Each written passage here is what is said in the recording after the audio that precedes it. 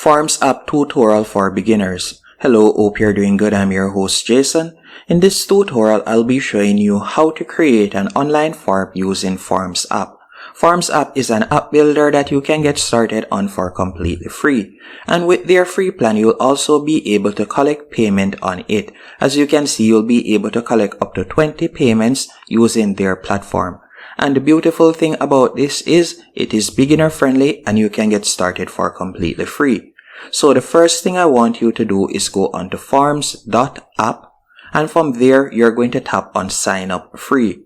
After tapping on sign up free, from there you can sign up using your email address. Then you can select the purpose for using it, whether it is personal, education and non-profit, or work.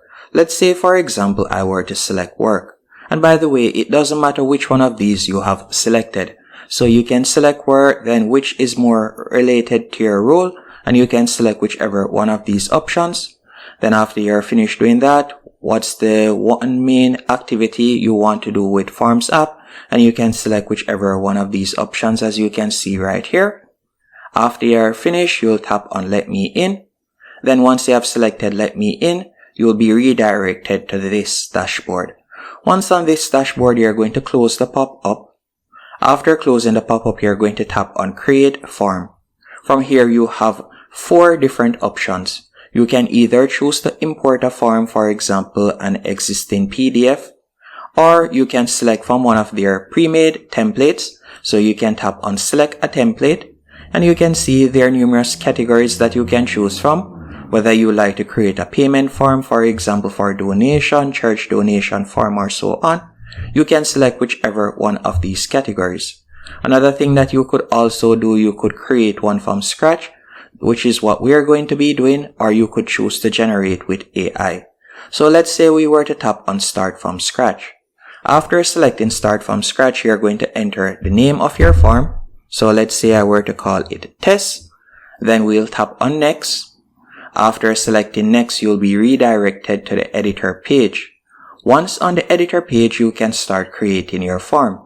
So the first thing we'll be doing, I'm going to tap on cover from the left-hand menu option. After selecting cover, from there, I could insert a cover by tapping on upload your own, or I could select one of their copyright-free images. So I'll just select this one. Also, if you'd like to add your logo, you can tap on logo from the left-hand menu option and you can do that. Once you're finished, you can start adding questions. So for example, I could drag and place short text. Then I could write out the text right there that I would like to add. Keep in mind, if you would like to insert an image, you could select image and you can quickly add the image. You can also use their multiple choice option, as you can add there right here, the drop down selection.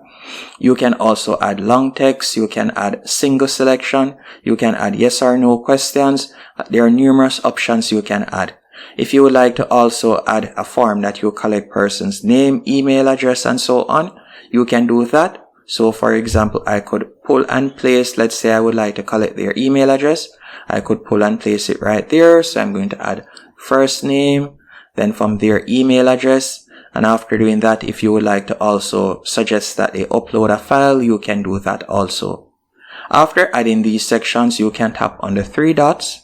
Once you have selected the 3 dots, if you would like to move it up or down, you can do that. And if we were to tap on the settings cog, for example, beside email, I can toggle on required, making it mandatory for them to fill it out. And I could do the same thing for first name, so we can scroll back up.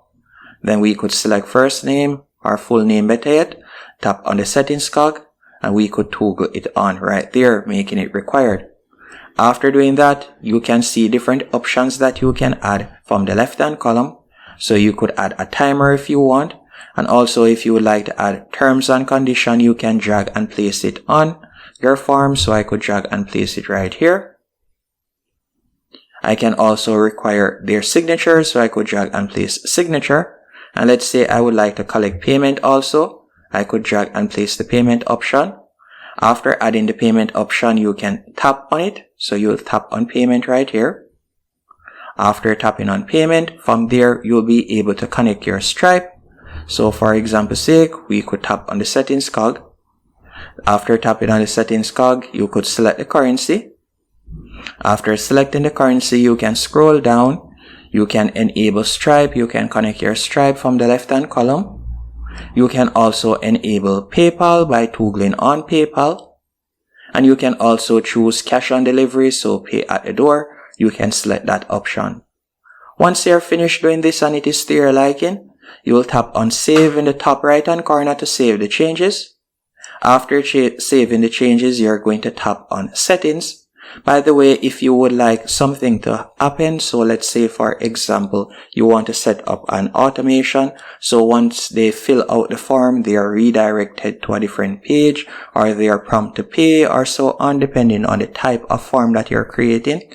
You can do that using this platform. By going over to the left-hand menu option, you can select Logic, and you can create a condition. So you can see right here, you can choose to add a condition. So for example, please select, you'll tap right there. Then you're going to tap on Contains, and let's say filled in. After it is filled in, you can scroll down and you can choose to either show or you can hide. Then after doing that, you can choose what you would like to do next, whether you like email, payment, or terms of condition to pop up, you can select that. Then once you're finished, you'll tap on Apply. And you can see it right there. So we have created our first condition. You could also tap on Calculator, and from there you'll see there's no field to score. So if you had set up a form that they would get points for certain things, you could add the calculator option right here that would show the score. Another thing you can also do by tapping on Settings, you can see different settings that you can enable. For example, you can show your cache right there if you want.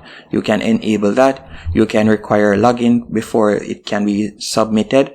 And also you can set up custom message right here. So you could offer a custom message.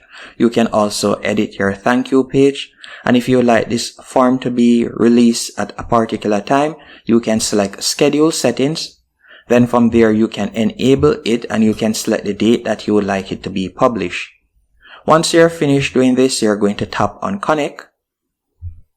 And you can choose to connect whichever one of these platforms. So for instance, if you would like to connect Google Sheets, Google Tag Manager, whichever one of these integrations you can quickly use with this platform. So for instance, you could tap on Connect WhatsApp and you could put in your phone number, and just like that, you'll be able to add WhatsApp onto your form. And the thing that I also love about this form is by tapping on Share, you have numerous options. So we're going to tap on Save. After it has been saved, you can either choose to copy the URL as you are provided with a free URL. You could select WordPress and you could embed it onto your WordPress website or whichever one of these platforms. Or you could choose to embed it on your website. So let's say, for example, you have a Google site or so on, and you just want to embed the form. Let's say you are using it as a contact form.